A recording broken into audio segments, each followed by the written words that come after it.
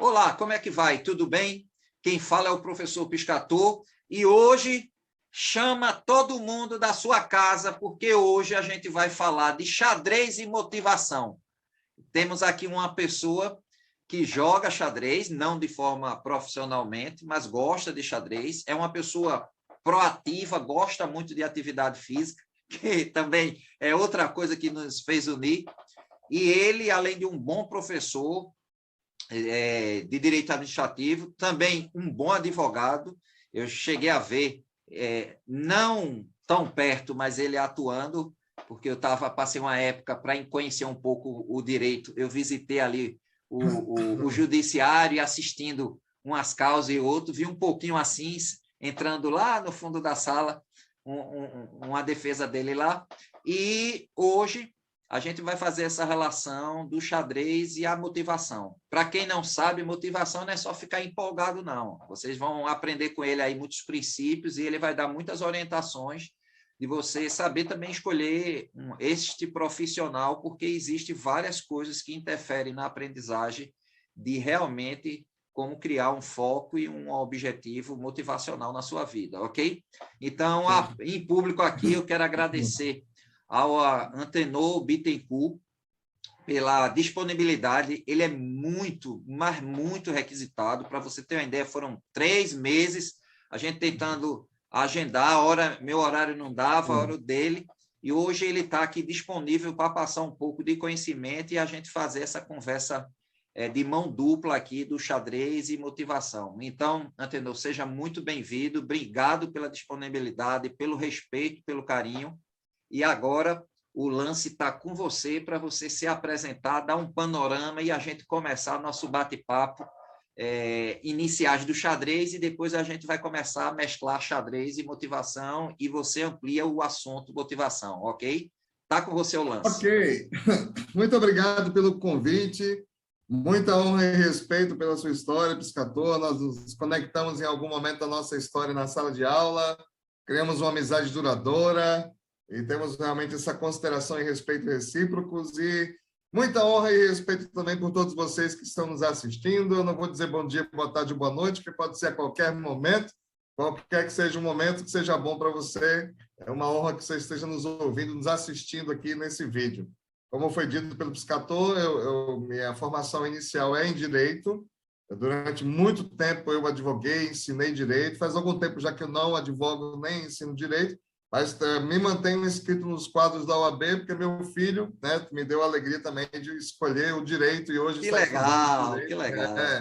Eu sou filho de advogado, tenho muitas pessoas na família também que optaram por esse curso, por essa profissão incrível, né, que é ser advogado, o curso do Direito e a profissão de advogado. E ao longo da minha trajetória, eu fui fazendo também outras escolhas, né, outras opções. Dentro do próprio tempo que eu ensinava ainda Direito, eu comecei a lidar com programação neurolinguística, com coaching, até mesmo com a hipnose, com o objetivo de ajudar as pessoas que eu ensinava, que eu queria ajudar a desenvolver. E hoje a minha dedicação mais forte, na verdade, não é exclusiva, mas é uma dedicação de praticamente 50% do meu tempo, é atuando com coaching em vários níveis, em vários sentidos, com a hipnose terapêutica também, em algumas situações, auto-hipnose, inclusive para performance de atletas. Para quem, um dos últimos trabalhos que eu fiz foi como treinador comportamental, a gente chama de treinamento psicológico, né, do time do Náutico, no ano que ele ganhou o Pernambucano depois de 13 anos. Olha o segredo aí que a gente descobriu agora. Ó. Exato. O Náutico ganhou porque tinha um detalhezinho aí que no meio da competição é decisivo, né? Um trabalho motivacional, emocional, uma auto-hipnose esportiva. Eu e o doutor Juscelio, que é um psicólogo também da área comportamental, fizemos um trabalho que foi muito bonito lá também. Hoje não estamos mais nesse tipo de trabalho. Eventualmente atendemos alguns convites, mas esse é meu principal trabalho hoje, desenvolver pessoas, né? Na verdade, a minha missão é essa, é ser um agente de mudanças extraordinárias que lidere poderosamente as pessoas ao seu redor a descobrirem Deus, o melhor de si mesmas e de uma vida sadia e intensa. Essa talvez seja a minha melhor apresentação. Que legal, que legal. Então, vamos começar aqui, até para o pessoal entender um pouco que ele tem já o conhecimento do xadrez. Então, como é que foi aí Bittencourt, esse início, quando você aprendeu, quem lhe ensinou? Foi seu pai, foi amigo, foi na época de faculdade, ou foi na escola? Fala um pouco esse início, como é que foi, quem ensinou, se chegou a ler algum livro, se chegou a jogar algum torneio na escola. Fala um pouco essa parte inicial para a gente. E como você reagiu quando conheceu o xadrez, o que é que você sentiu, que tem pessoas que ficam muito impactadas com o xadrez e tal. Então, conta um pouco essa parte aí. Na verdade, o xadrez eu comecei cedo na história do xadrez, talvez alguns tenham começado muito mais cedo do que eu, mas para mim foi cedo porque foi numa faixa ali entre os 12 anos aproximadamente, Legal. na hora que eu comecei a praticamente aquela idade que na nossa geração, talvez a gente começava a sair de casa um pouquinho na rua ali, sozinho. Jogar uma bola, ir para o cinema, né? Essa é a idade que a gente entrava realmente na adolescência. E eu tive, na verdade, dois grandes estimuladores. O primeiro foi meu pai, que não era assim um grande jogador, mas quando viu o meu interesse inicial, né, ele sugeriu, achou que era bom eu aprender xadrez, disse que eu procurasse e tal. E um grande amigo meu chamado Tadeu Henrique, que ele era muito bom de xadrez, ele era um jogador assim excepcional de xadrez. E aí, quando meu pai mencionou, eu descobri que ele sabia, né? Ele era um vizinho próximo, não era vizinho colado, mas era vizinho meu. E a gente começou a jogar xadrez constantemente. Naquela época, assim, eu era adolescente, eu era um pouco mais velho, mas mais ou menos nessa faixa também ainda de adolescência, entrada na juventude. A gente tinha um pouco mais de tempo disponível. E aí foi assim, uma fome incrível de aprender xadrez, de jogar xadrez. A gente sabe que as partidas não são rápidas, isso às vezes até um obstáculo, né, de você gastar muito tempo. Tem que ter serenidade, paciência. Exato. Você começa a trabalhar uns princípios meio diferentes desse mundo caótico, né? Exato. E justamente essa serenidade é uma das coisas importantes no jogo do xadrez. E hoje em dia, ainda mais numa geração que tem dificuldade de ler uma página de um livro porque não tem paciência, um jogo como o xadrez ele tem um papel educativo de treinamento da mente formidável, né? E aí esse amigo me ensinou e me apresentou outros colegas e eu comecei a ver coisas incríveis, coisas do tipo X-Men, né? Que, por exemplo, ele me apresentou um colega que disputava campeonatos que o cara jogava de costas para o tabuleiro. Sem ver o tabuleiro, só dizendo as localizações, né? E eu dizia, meu Deus, isso é mágico, que poder mágico é esse, né? E fui me interessando e eu diria que esse período de intensidade durou aí uns 2 anos, né? Eu até lembro uma coisa interessante com meu pai, que eu comecei a ganhar um nível de xadrez muito rápido, porque eu jogava isso é verdade. Eu lia livros, então fui atrás e tal. Jogava com turma forte também, aí exato, melhora. Eu jogava com excelentes jogadores que tiveram muita paciência comigo. Aí a minha honra aos mestres de xadrez como você, Piscator, que tem aquela paciência com os iniciantes.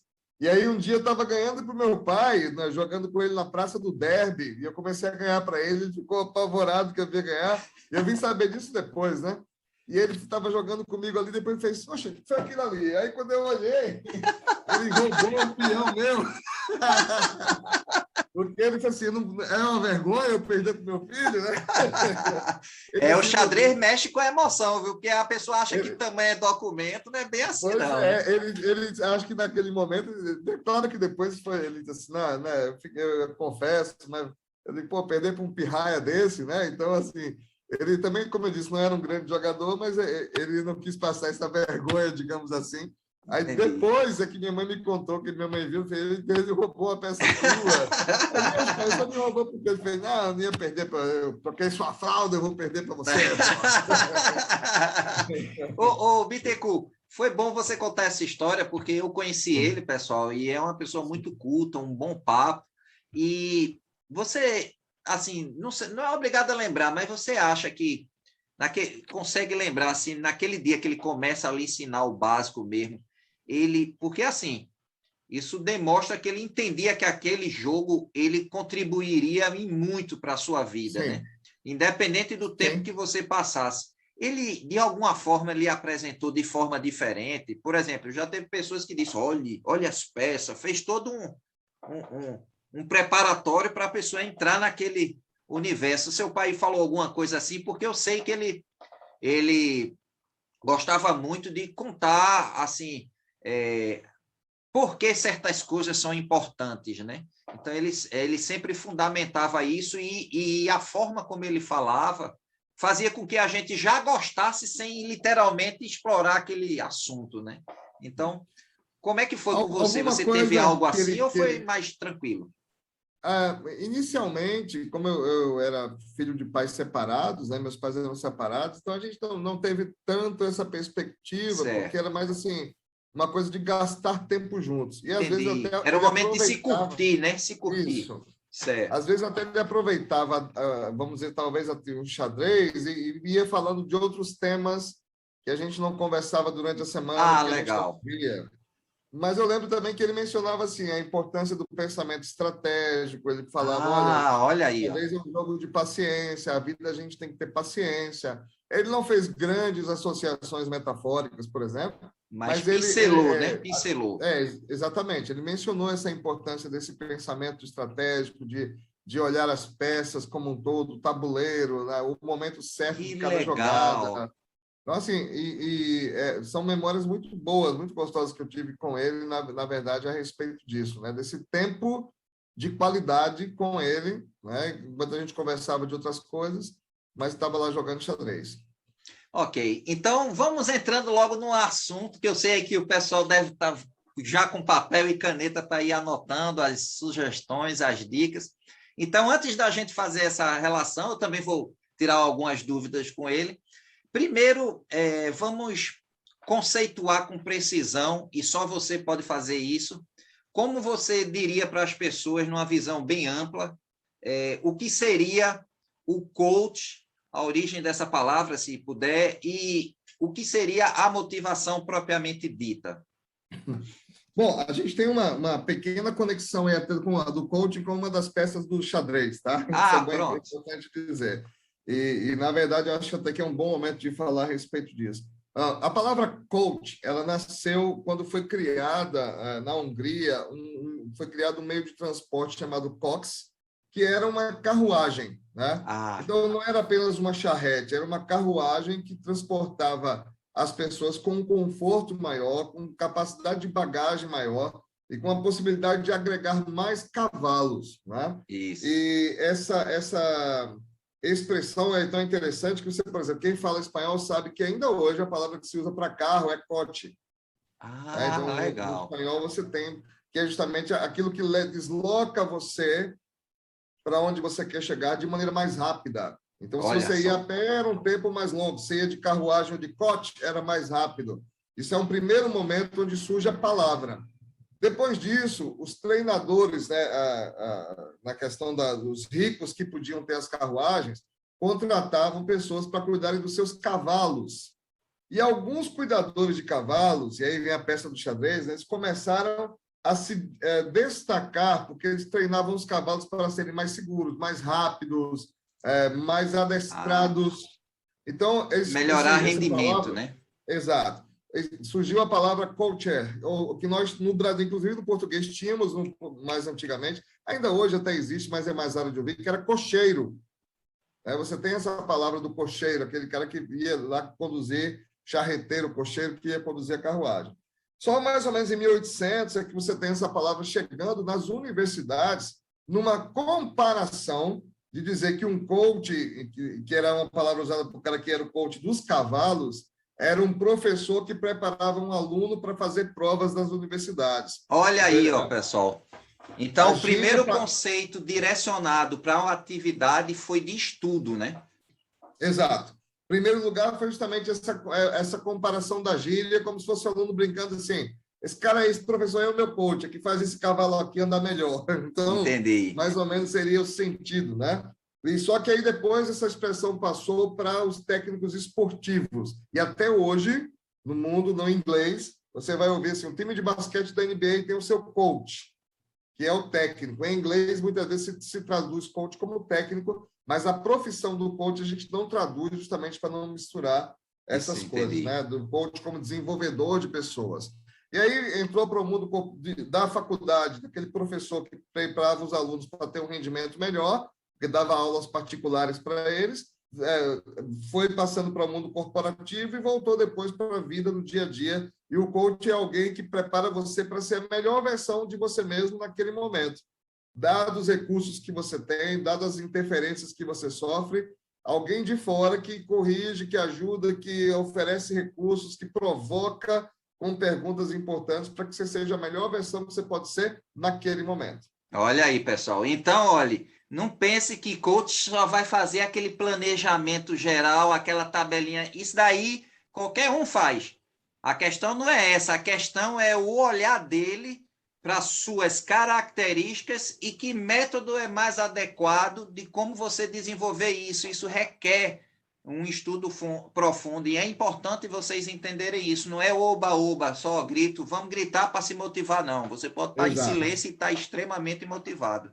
Então, me corrija se eu estiver falando errado, que eu estou falando agora, puxando com o xadrez. Perfeito. Então, faça aí outros comentários acima disso aí que eu estou falando. Fica à vontade. Infelizmente, por causa de maus profissionais e por causa de modinhas, né? Uma profissão mais que centenária, na verdade, você vai ter mais de 200 anos aí. Quando a gente pensa só na questão, entrando nas universidades, ela começa às vezes a ser generalizada como algo assim de oba-oba, de modinha, de uhul, Não, existe um aspecto importante da energia, da motivação, mas o coaching é muito mais do que isso. O coaching é você ser capaz de realmente ter um apoio para analisar quais são as suas melhores forças e quais são as interferências internas e externas que estão te atrapalhando. Então, por exemplo, no período de pandemia, a pandemia em si é uma força externa que atrapalha o seu desenvolvimento no seu comércio, na sua empresa, na sua atividade. E o medo que muitas vezes se tentou implantar exagerado em algumas situações se tornou uma interferência interna que bloqueia a sua capacidade de crer no futuro melhor. Bom coach vai saber lidar com essas duas situações, com aquilo que pode ser mudado e aquilo que não pode ser mudado. Mas, infelizmente, hoje, na indústria do conhecimento, você tem gente aí de 20 e poucos anos que lê 3, 4 livros e acha que é master coach e pode ir mexendo com a vida das pessoas. A ciência, todas as profissões, tem gente boa e gente mais ou menos. Tá vendo, pessoal? Tá sentindo aí o tamanho da pepita de ouro aí que a gente trouxe para vocês ficarem alerta, tá? E uma coisa interessante, vou puxar outro assunto para a gente fazer essas pontes, né? No xadrez existe assim, para os iniciantes existe uma vontade de querer aprender rápido e o famoso bizu, né? Então, no xadrez a gente diz assim, olha, não tem como eu lhe dar um bizu e o seu jogo melhorar. O xadrez, ele é uma consequência de leitura, para você entender como as grandes mentes mundiais jogavam, não para você fazer igual, mas para você entender como ele pensou. Tem um outro que é você praticar, e tem a terceira, que é a parte mais difícil. Por quê? É difícil porque o nosso povo ocidental tem uma dificuldade muito grande de aceitar o erro.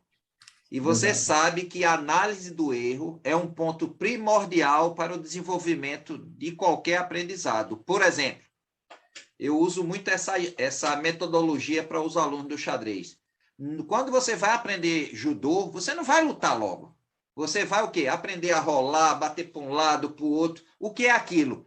É calejando você para não se machucar na hora da queda.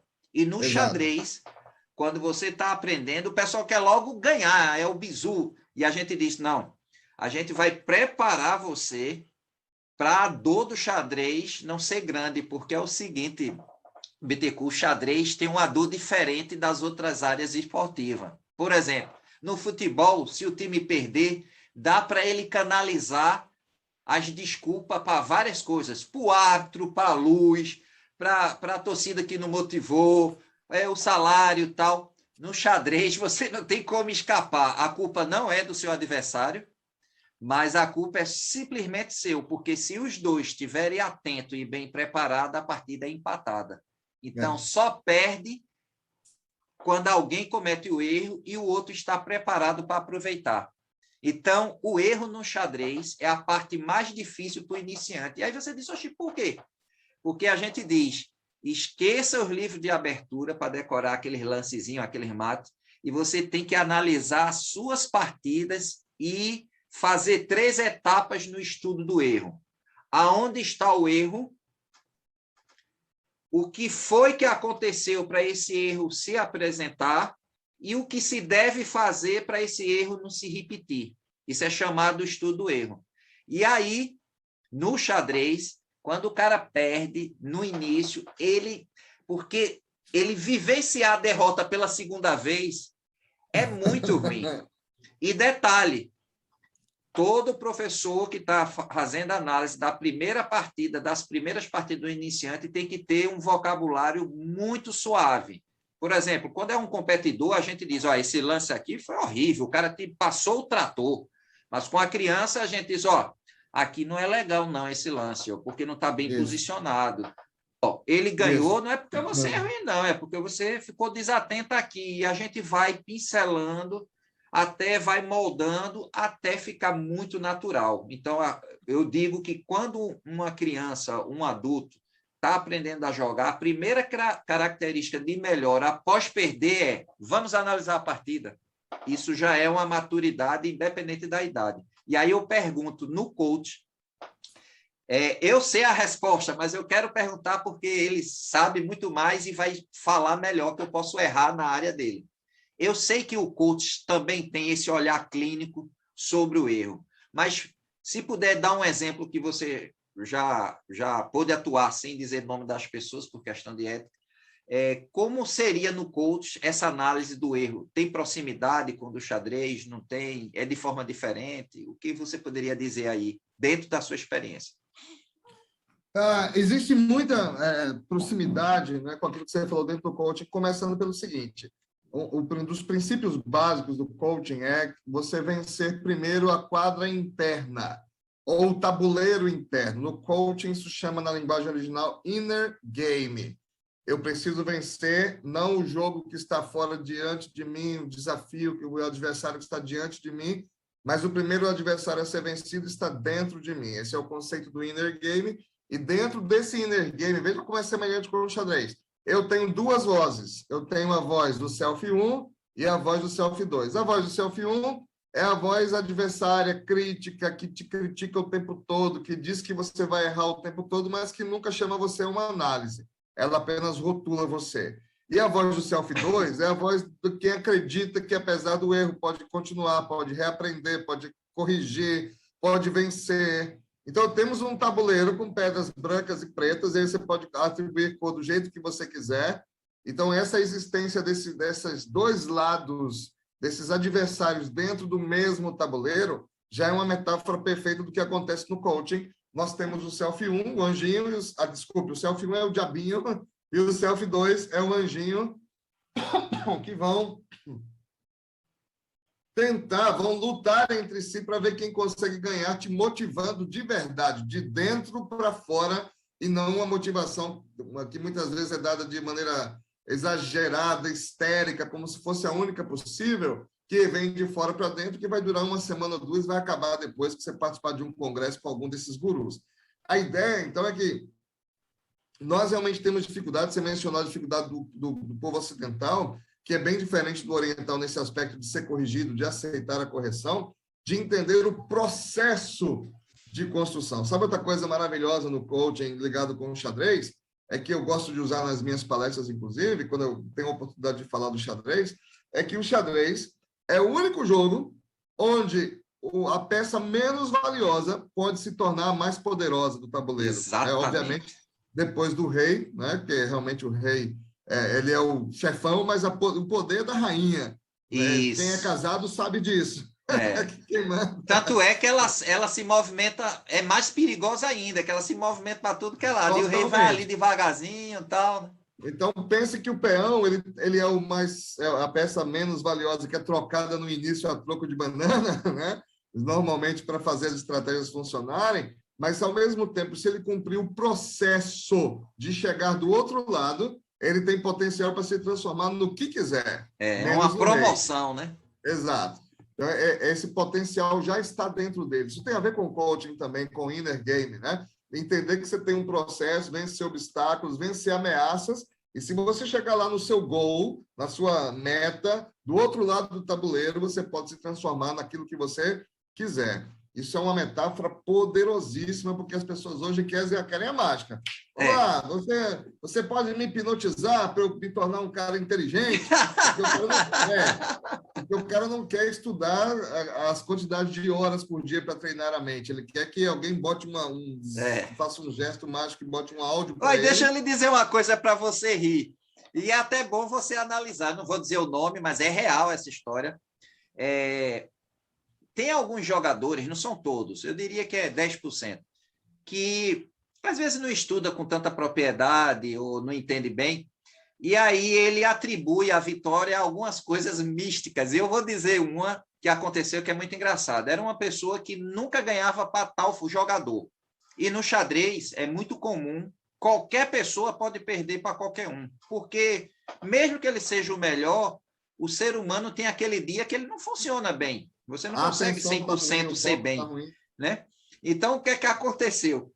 O cara joga, e eu quero que você faça a análise disso aí dentro da sua visão, que vai ser instrutivo para o pessoal. E, pessoal, essa história é real, viu? Parece uma piada, mas é real. E ele nunca ganhava para essa pessoa e nunca disse.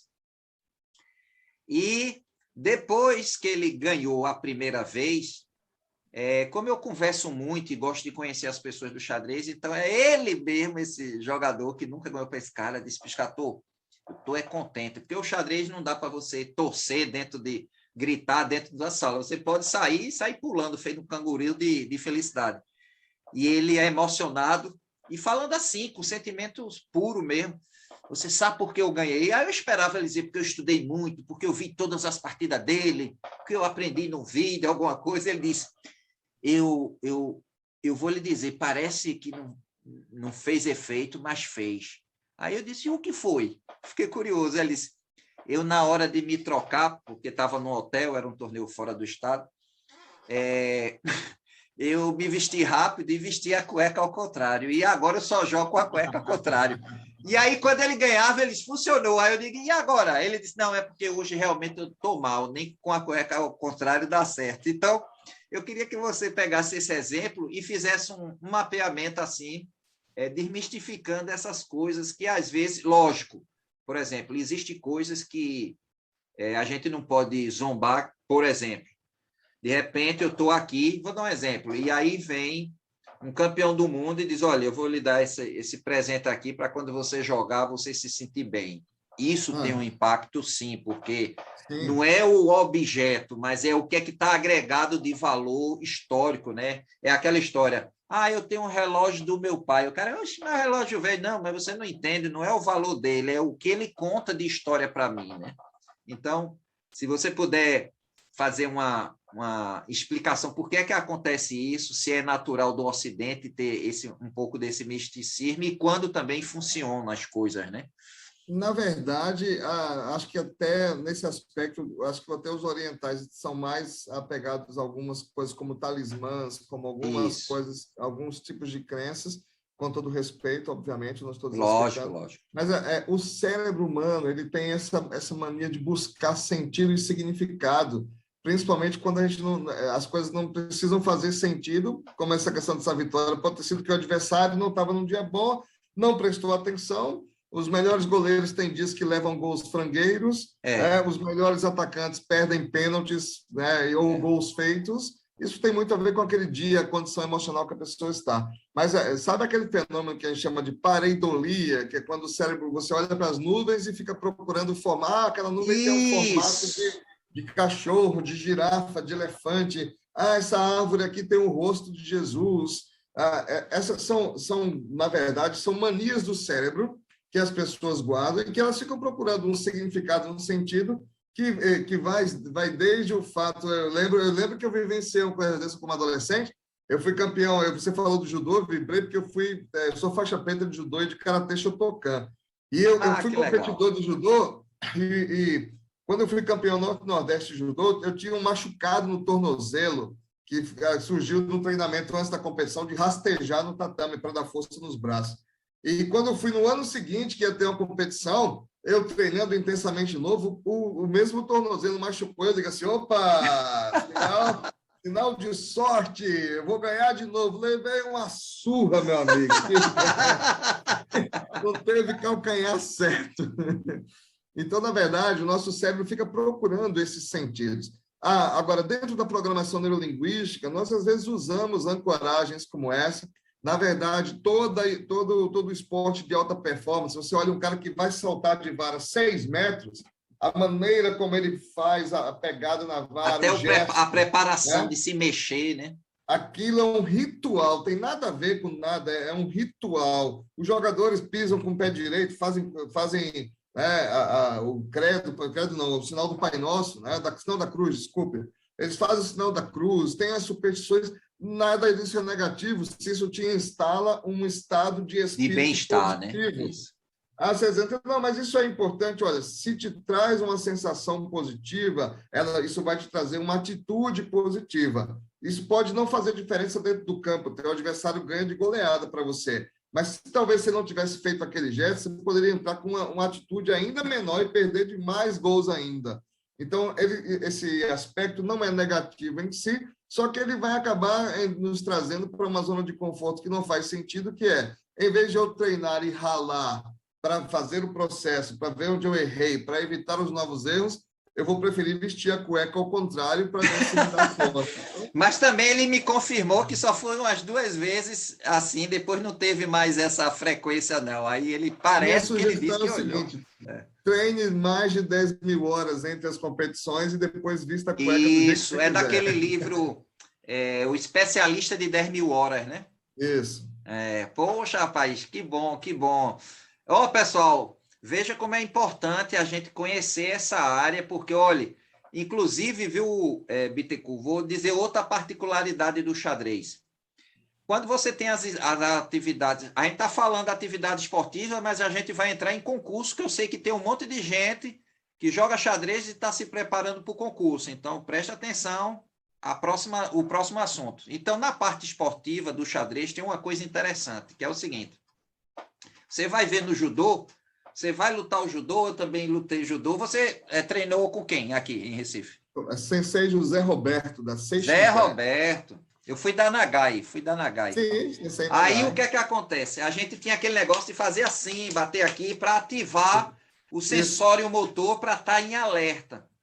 No xadrez, a gente faz o inverso. A gente tem que ter o estado de alerta para detectar planos à frente, como também tem que ter a serenidade para sentir a posição. Então, são duas habilidades que são antagônicas. Se você deixar o estado de alerta a tal ponto que você fique tenso, você não consegue a serenidade.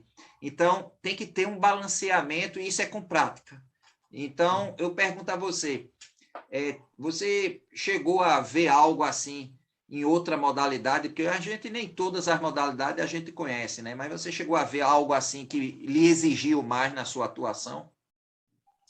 Não, na verdade, assim, como você mencionou, mesmo o atleta de arte marcial, ele vai ter que procurar também um equilíbrio entre a agressividade ótimo. e a serenidade dos movimentos, né?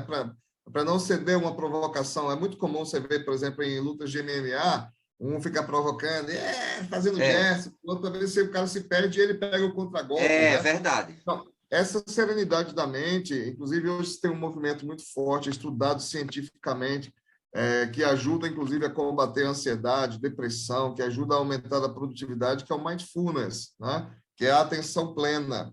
Tem estudos científicos muito profundos e importantes de neurociência validando essa técnica de meditação, que ajuda nessa questão de você não ser tão impulsivo, porque, na verdade, é sempre importante lembrar, nós temos 2 grandes processadores de informação aqui, que são os hemisférios, cada um processando de uma maneira diferente, e dentro desses processadores, nós temos partes que processam atividades diferentes.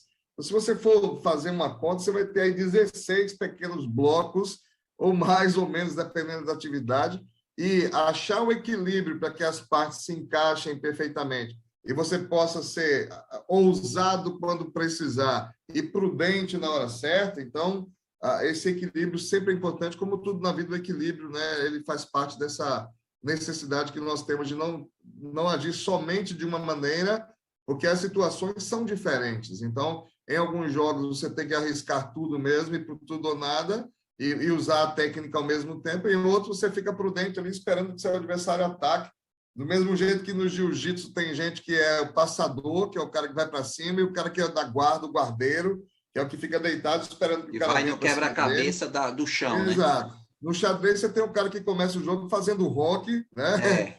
A defesa ali, toda aquela estrutura de defesa do rock, e tem um cara que já parte para cima, trocando peão, e rapidinho fica somente o rei e os peões para finalizar o jogo. Bom, eles são estilos, mas dentro desse estilo, aprender a ser versátil é sempre importante. Então, o xadrez traz essa dinâmica, dessa análise, desse pensamento calmo e sereno, mas você também tem jogadores, principalmente competidores, que jogam com aquele relógio de tempo, né? Que quando você vai ver alguns deles jogando, os caras são umas máquinas agressivas. Né? Inclusive, já está acontecendo online partidas de 30 segundos. Eu não consigo. Agora, os grandes mestres, é impressionante. Eu fui tentar fazer um videozinho para narrar. Eu comecei a rir que eu não acompanhava os lances.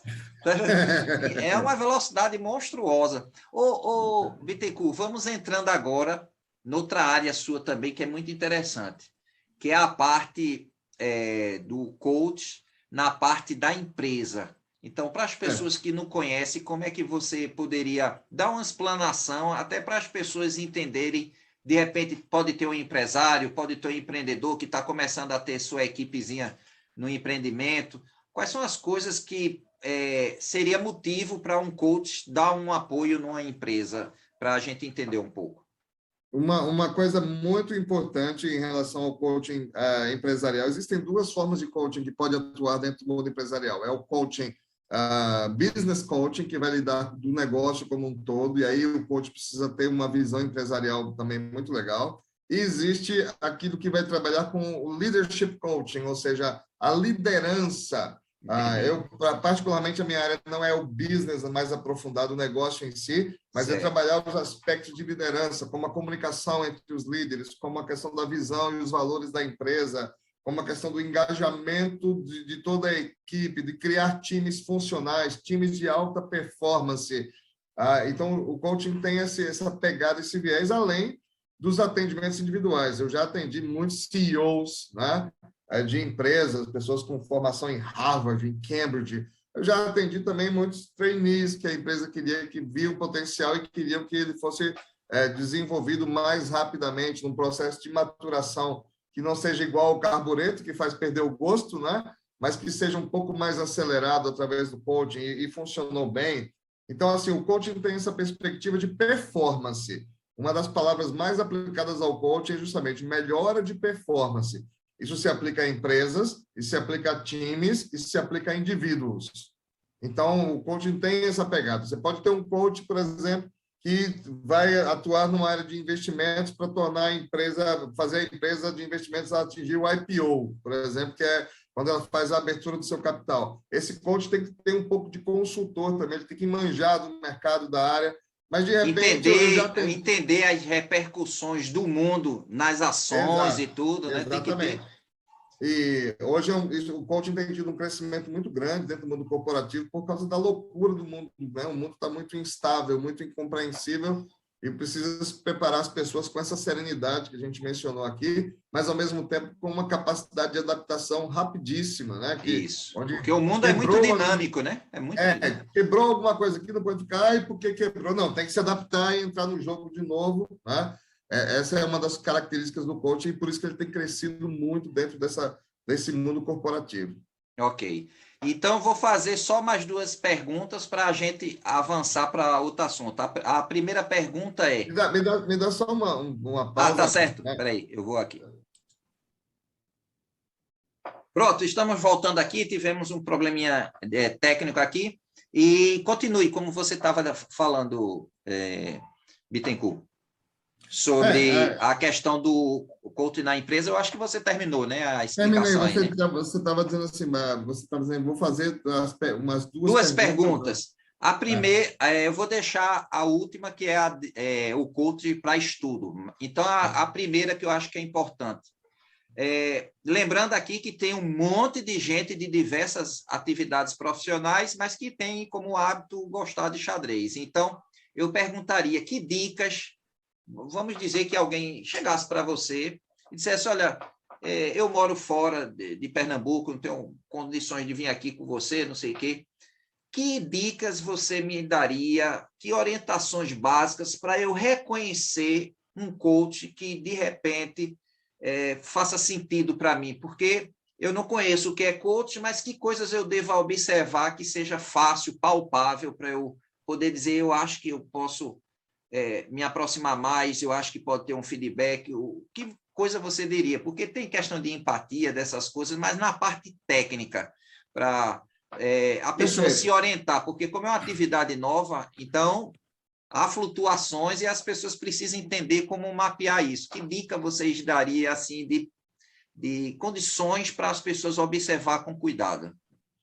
Primeira coisa que com a pandemia, é importante até destacar isso, os atendimentos virtuais cresceram muito. Então, hoje eu tenho clientes na Noruega, 2 clientes na Noruega, tenho um cliente que é um atleta de futebol da Bulgária, né?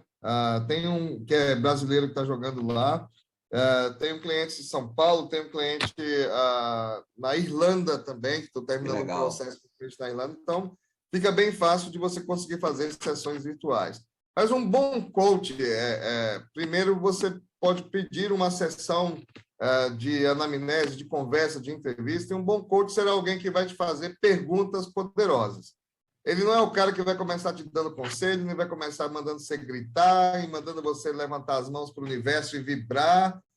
O coaching não é isso. E eu não estou dizendo que isso não tenha seu valor e que não tem hora que você precisa levantar a mão para o universo e vibrar. Não estou dizendo isso. Mas é que o coaching, na sua essência, na sua raiz, ele tem órgãos internacionais que são validadores, né, dos profissionais, onde você tem que ter, por exemplo, eu como coach filiado à ICF, International Coaching Federation, na verdade, International Coach Federation, porque você tem o IBCI também, que é o International Business Coaching, que atua também nessa área de business principalmente, né? Coaching Institute. Então, você tem boas escolas no Brasil, mas algumas delas misturaram muito a questão de coaching com PNL, com hipnose, com física quântica, com constelação familiar, e essas coisas têm o seu lugar, têm a sua validade, mas às vezes você mistura tanto que perde a essência, vira uma vitamina que perde o objetivo. Então, um coach que seja afiliado à ICF, International Coach Federation, já é uma boa referência, né? Um coach que tenha uma formação com selos de validação internacionais, que significa que a Escola do Brasil se submeteu aos padrões internacionais de coaching. Você tem a ICI, International Coaching Institute. Você tem, eu falei do IBCI, você tem algumas escolas no Brasil que formam bons coaches, né? Eu fui instrutor de uma escola de coaching durante 4 anos, praticamente. Viajei 16 estados da federação, praticamente formando coaches. Mas eu percebi que existe, às vezes, a questão da indústria do coaching, que quer te fazer uma formação em um final de semana e dizer que você está pronto para sair atendendo pessoas. Na verdade, se exige um mínimo de uma formação sobre coaching de 60 horas, com uma renovação anual de, no mínimo, 20 horas de educação continuada, né? Mas um coach que tem um mentor também, você pode perguntar para o coach, quem é o seu mentor? Quem é o coach que mentoreia você?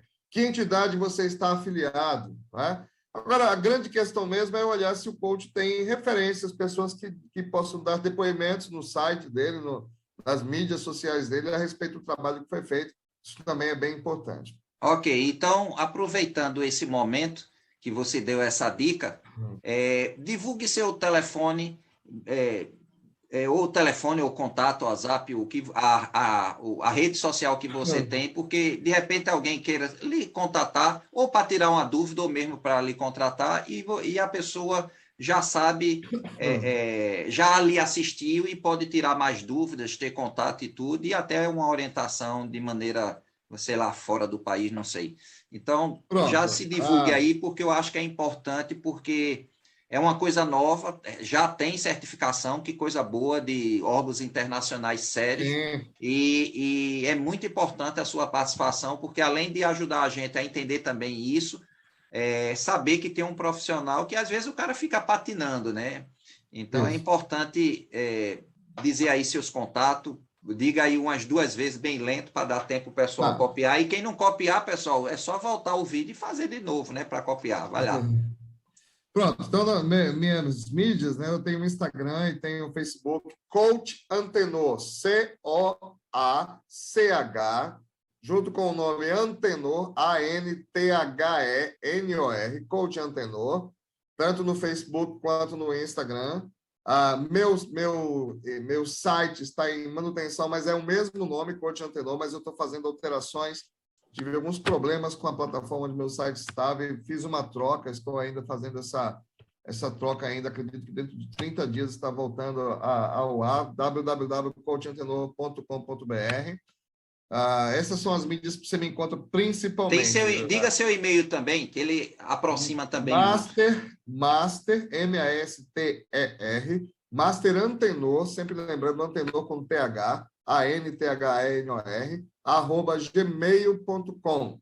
Ok, valeu. E vamos para a última pergunta na parte de coach, para a gente entrar um pouco aí nas suas experiências que você poderia dizer para a gente interessante. Então, a última seria a parte do estudo, porque isso aí eu acompanhei de perto, pessoal, porque ele foi professor meu de Direito Administrativo, e num período da aula ele mostrava assim um esquema básico do que deveria ser feito para você dominar aquele direito administrativo, e eu percebi que não era só a questão de você planejar seus horários, não. Tem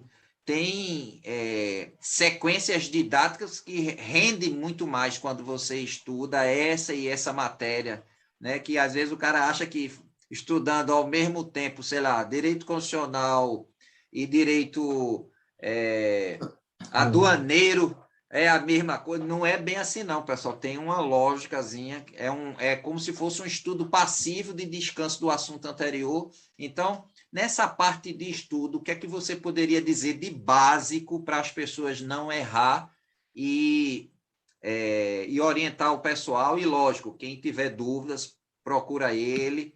Ele já deu aí as redes sociais, mas o que seria básico? Por exemplo, no xadrez, quando me perguntam quanto eu devo estudar, eu digo, olha, toda vez que você vai criar um hábito, pode me corrigir se eu estiver indo de encontro ao coach, tá? Que a ideia aqui não é concordar sempre, é de repente cada um mostrar a experiência na sua área. Então, no xadrez eu digo assim, olha, quando você determina que quer estudar regulamento xadrez, é um novo hábito que vai se criar. Então, se é um novo hábito, comece com quantidades menores, do tipo, eu tenho que responder todo dia 30 táticas. 30 táticas talvez você não aguente durante um ano, todo dia 30. Faça 5 ou 4. Aí por que 4 ou 5? Porque você faz uma leitura rápida de estatística. Bem, se eu acertei 3, fiz 75%. Se eu errei 2 e acertei 2, estou rendendo 50%. Então, tenho que diminuir, que talvez possa ser o esforço, ou talvez o nível de dificuldade. E aí, à medida que você for se habituando, aí você ia aumentando o percentual de rendimento, porque isso é outra coisa. Eu fiz 100 táticas por dia, estou fazendo. Eu digo, certo, qual é a média de percentual? Não sei. Então, você está fazendo um monte de exercício, mas não está tendo uma melhora de rendimento. Então, eu digo assim, o mínimo é você fazer 4, para ter a contagem rápida dos 100%, cada um 25%. Se você quer aumentar, a pergunta é, você conseguiu ficar um mês mantendo acima de 75%, 75% para cima, mantive. Então, está tendo um rendimento. Aumente mais uma. Eita, caiu o meu rendimento. Então, ainda não é o momento. Então, eu crio essa estratégia e eu faço no Excel para a pessoa ir acompanhando isso.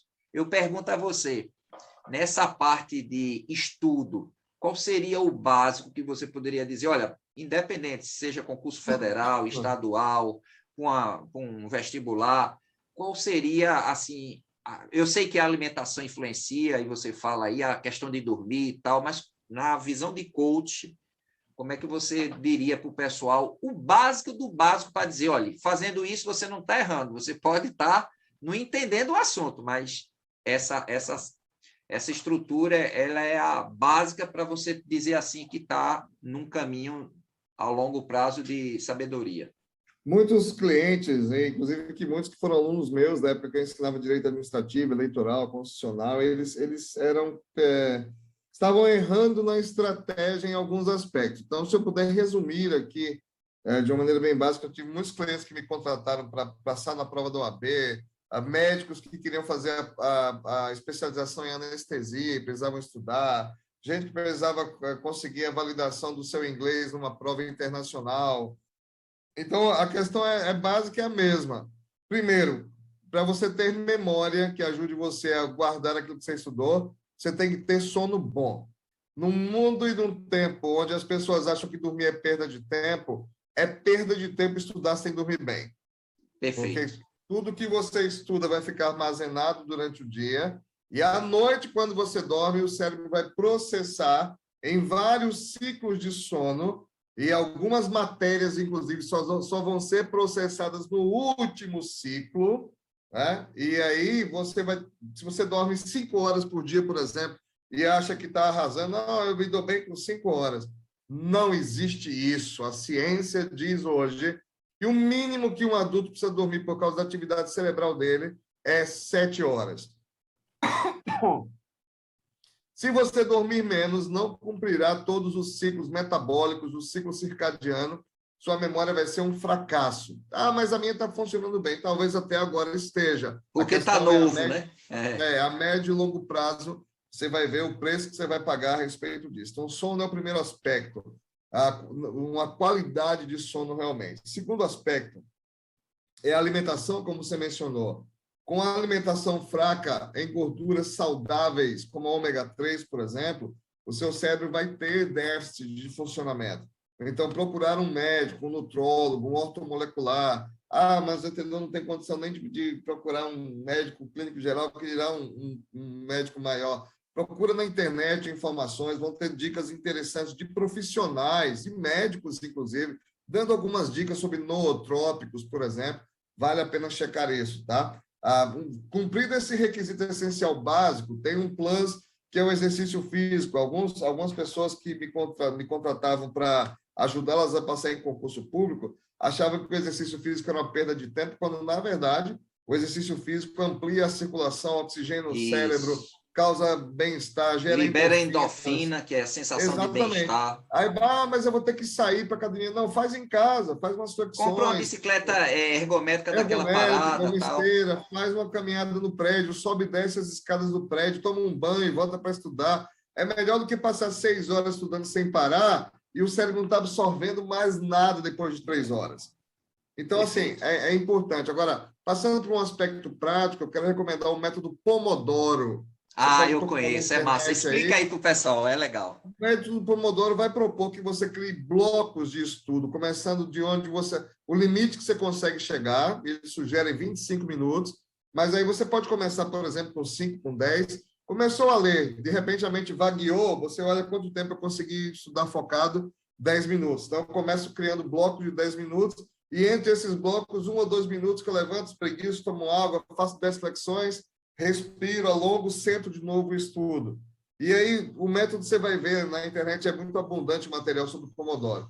E aí você vai treinando. Depois de uma semana, você passa a estudar blocos de 15, de 20, de 25. Hoje eu consigo fazer blocos facilmente de 50 minutos. Levanto, passo 5 minutos de intervalo, volto, mais 50 minutos. No terceiro bloco, você dá intervalo de 20 minutos. Muitas vezes eu deito no chão e tiro um cochilo de 15 minutos, acordo novo, volto para estudar. E uma outra dica é você fazer alternância de matérias.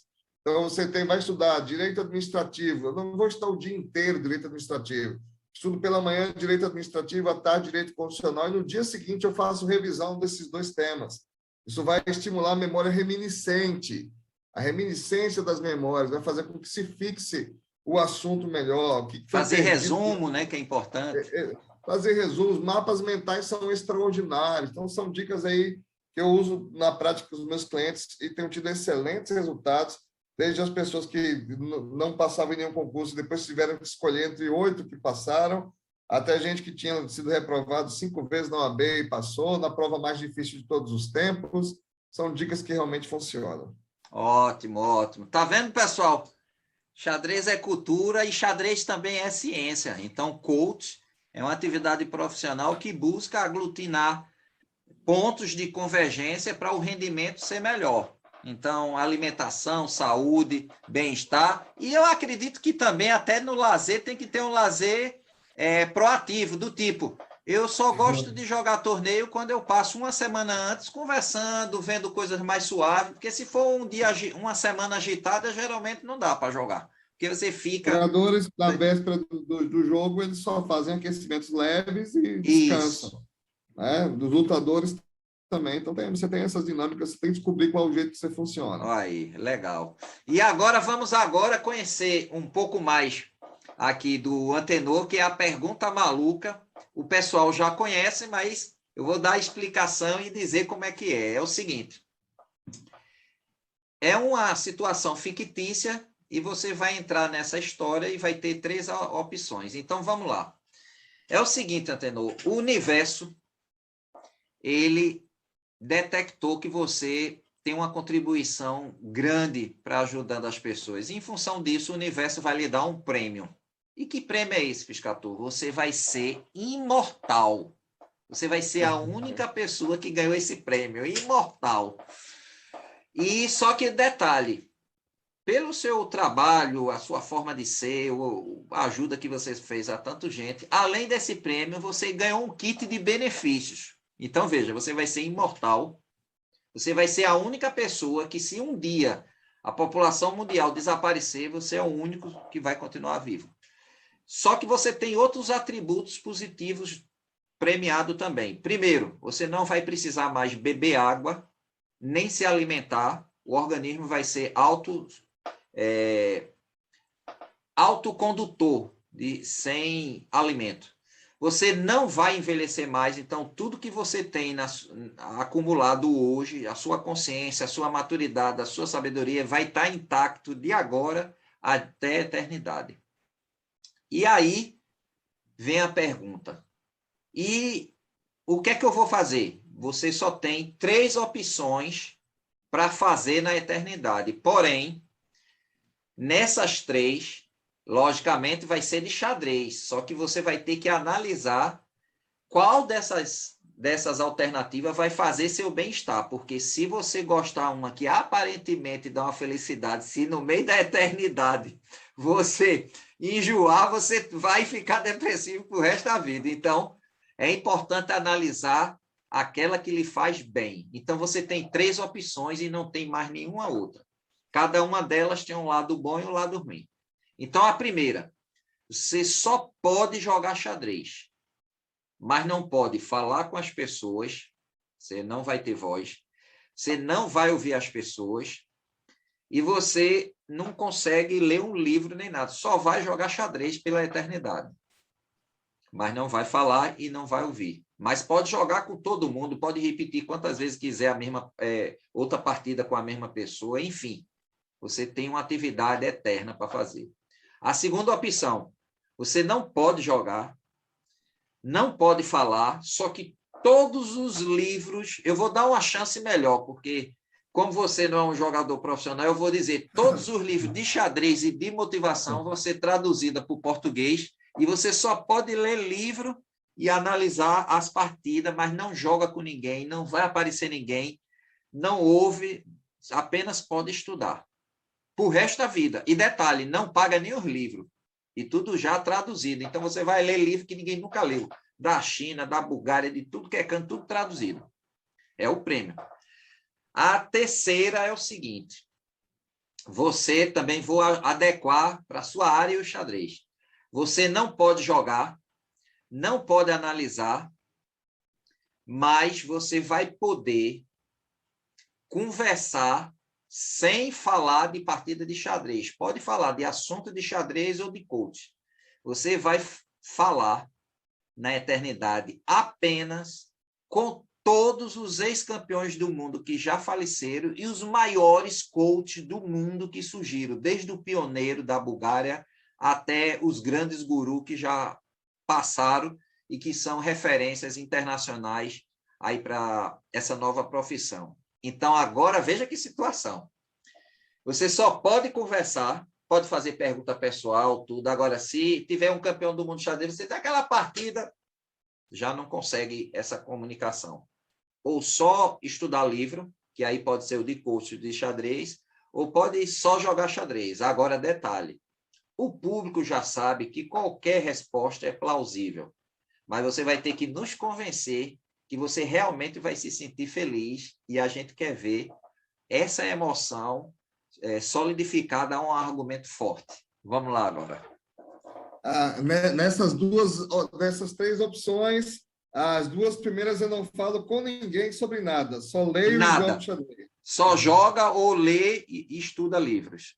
Pode até estudar as partidas no tabuleiro, mas não tem como jogar. Não tem ninguém. Eu vou ficar com a terceira opção, porque eu sou um ser falante. Eu gosto de falar, eu gosto de conversar. Por mais que eu goste de ler demais, mas a eternidade inteira sem poder falar e conversar com ninguém, eu sei que eu seria uma eternidade depressiva depois de algum tempo. Então, quer dizer, você sente a necessidade realmente da interação mesmo, né? Na verdade, nós como seres humanos, mesmo os introvertidos, precisam em algum momento dessa interação.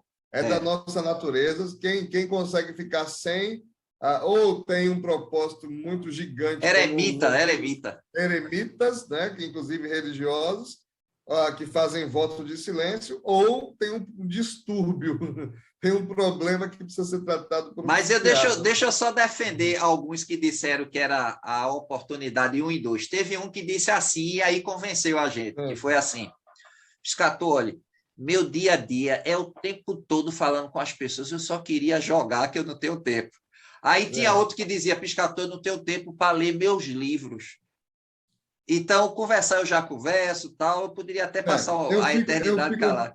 Eu confesso que eu fiquei muito tentado, porque existe uma infinidade de livros. Só o meu celular tem livros que eu não vou conseguir ler a vida inteira, não vou conseguir ler todos, só no meu celular e no computador.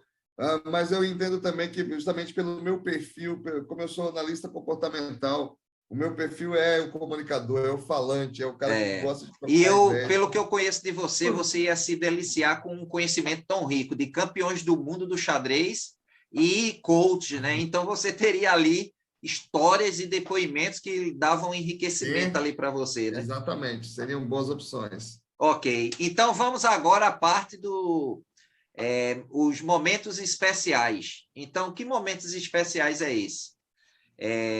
Agora a gente quer sentir, as pessoas que não conhecem o coach, que estão vendo pela primeira vez, diga 2 momentos especiais, sem dizer o nome das pessoas, que você diz: Piscator, isso aqui marcou, porque era uma coisa muito desafiante para essa pessoa e ela literalmente fez o voo da águia, né? O voo da renovação. Você sabe aquela história que ela se arranca toda para a mudança da pele, né? da pluma e tal. Então, a gente quer ouvir, mas não basta só dizer: não, ela não estudava e eu fiz isso e melhorou. Não, a gente quer que você faça aquela textualização, porque você nos dá um banho de emoção para a gente sentir também. A gente desperta no público o poder da compaixão, de sentir pelo outro, e também de ter uma sensação da felicidade sua, de ter contribuído nesse voo das águias das pessoas, alguma coisa que você poderia dizer, logicamente, que lhe marcou aí na sua atividade profissional de coach. Eu tenho algumas boas histórias, vou tentar resumir o máximo possível, inclusive... Diga duas filé, para não ficar muito... 2. Uma vez eu estava dando aula lá no NUSS, onde a gente se conheceu, e você sabe que eu fazia momentos de coaching e de motivação em algumas horas, justamente para levantar o moral da turma e tal. Só trabalhava o dia todo, chegava à noite, até 10 horas estudante, a gente cochilava e tal. E eu fiz uma dessas partes de motivação, e ao final da aula, uma aluna me procurou e disse assim: Quero dizer para você que eu preciso te agradecer, porque eu tinha chegado aqui hoje, depois de ser abandonada pelo meu marido, depois Ô, rapaz. de ter ver que a minha situação financeira, a minha vida, os meus filhos estavam em profundo sofrimento, de não encontrar qualquer saída a curto prazo para esse sofrimento. E eu cheguei aqui inclusive com ideação suicida, pensando em me matar. Ô, Mas depois rapaz. que você falou a respeito disso, eu vou sair daqui acreditando que vale a pena viver. E aquilo Uau, não tem que preço, massa. né? Não tem preço, né? Você vê Foram como a 20 palavra é forte, né? Por isso que a gente tem que isso. ter muito cuidado com as pessoas, pessoal. Às vezes a pessoa está rindo tudo, mas ninguém sabe o que é que está acontecendo ali por dentro. Nossa, muitas pessoas que aparentemente são felizes, é engraçado. A gente vê o Robin Williams, né? Que é um É, comediante, rapaz. e que então não significa nada você estar rindo e brincando. É, Inclusive, nós estamos no Setembro Amarelo, né? Estamos aqui gravando esse é, vídeo no Setembro Amarelo. Isso foi uma situação que fez assim toda a diferença. Assim. E você sabe que eram 15 minutos só que eu fazia, 10 minutos, no máximo 15 dentro é. da aula que eu Não, fazia e o esse pessoal, tamanho. depois da primeira. E o bom é que você tinha a chave da chantagem, né? Eu disse, não, pessoal, vamos fazer aqui avançar, e aí eu faço. Aí todo mundo já se empolgava, animava todo mundo. Exato. E numa segunda situação, eu consegui ajudar uma mãe através do processo de hipnose terapêutica, né, ela tinha perdido o filho num acidente e eles estavam sem se falar quando o acidente aconteceu. Era o filho único Oh, dela. Eles tinham brigado e estavam 1 ano sem se falar direito. E ela tinha uma angústia existencial muito profunda. Na verdade, não foi o único caso desse tipo que eu atendi, mas o dela me fez, é o que me veio à mente agora. E ela, através do processo, ela conseguiu recomeçar a vida sem carregar uma tonelada de culpa, que é muito comum nesses casos, quando você está brigado com a pessoa e ela sofre um acidente, a pessoa que você ama, e você não tem o tempo de se despedir, não tem o tempo de reconsiderar os tá erros vendo, pessoal? do Isso se relacionamento. chama o princípio do perdão, viu? Exato. Então, também me marcou muito. Eu gosto muito de uma frase do Renato Russo, uma música que diz: é preciso amar as pessoas como se não houvesse amanhã, porque se você parar para pensar, na verdade não há. E eu aprendi muito nesses anos atendendo pessoas que isso é uma grande realidade. Poxa, que massa. Percebe, pessoal, porque é gostoso o ambiente de xadrez, que a gente conhece pessoas assim que não é comum você encontrar no dia a dia. Busque amizades boas, pessoal. Isso ajuda, fortalece e faz a gente aprender cada vez mais. E agora vamos chegar à parte do checkmate emocional, que é o momento da mensagem que finaliza a entrevista com o professor Bittencourt e amigo também, Antenor Bittencourt, que eu tive o prazer de ver ele em ação e a partir daí conheci o pai dele também. Pense numa figura agradável, fazia reflexões muito legais, tinha uma melodia musical, o pai dele, que era impressionante. E agora é o momento de você deixar a sua mensagem e se despedir da entrevista e depois eu vou me despedir do público. Então, com você agora, o seu checkmate emocional. Ah, quando eu assisti recentemente um filme que eu solicito, assim, eu sugiro, se vocês me permitem, sugiro que vocês assistam com a família juntos, porque é um filme que é um desenho animado, mas que não foi feito para crianças. As crianças nunca vão conseguir pegar todo o sentido profundo dele. Esse filme chama Soul, que é alma em inglês, né? Sou. Soul, é o filme da Disney, e é Soul, Soul. Não vou dar spoiler do filme, mas tem uma frase que aparece no filme que é fantástica, é um filme sobre o sentido da vida, sobre fazer a vida valer a pena. E tem uma frase do filme que diz que uma vez um peixinho muito cheio de vontade, muito cheio de paixão, muito cheio de instinto de vida, ele procurou o peixão mestre que estava lá no fundo do mar e ele disse assim: escuta, eu quero que você me diga como é que eu faço para achar o oceano. Aí o peixão mestre olhou para ele assim e disse assim: ué, mas você não está aqui, você está debaixo da água do mar, você está vivendo aqui, nós estamos vivendo juntos aqui. Ele fez: não, isso é água do mar, eu quero o oceano. Então, Massa, massa. pense a respeito disso, e a metáfora não se explica, né? É. e que você possa encontrar os oceanos que você quer e não viver uma vida automática apenas tendo água. Ok, ok. Bittencourt, muito obrigado aí pela abertura da sua agenda, que é muito compromissada. Muito obrigado aí pelo o conhecimento passado, pela preocupação de orientar as pessoas também, de estudar, pesquisar quem é quem, e também a sua visão de poder dizer às pessoas que sim, pessoas podem lhe orientar e lhe motivar de maneira extremamente profissional e técnica, sem tanto oba-oba. Não que o oba-oba não seja importante, isso é importante um profissional do seu quilate explicar aí às pessoas. E aí eu quero agradecer a você, como sempre um gentleman, uma pessoa extremamente culta, e é muito agradável conversar com pessoas assim.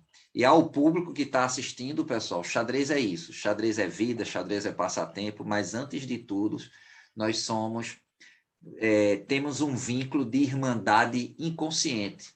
A gente consegue saber que um tem algo que pode ensinar para a gente e o outro ensinar o outro, e essa é o grande xadrez da vida. Cada lance que a gente movimenta amplia o raio de variantes que a gente pode aprender. Então, Antenor, muito obrigado aí pelos Eu que ensinamentos, pela agradeço o orientação. convite.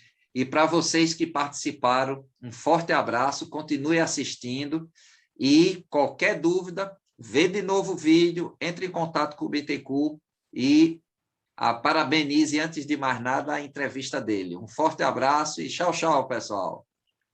Abraço.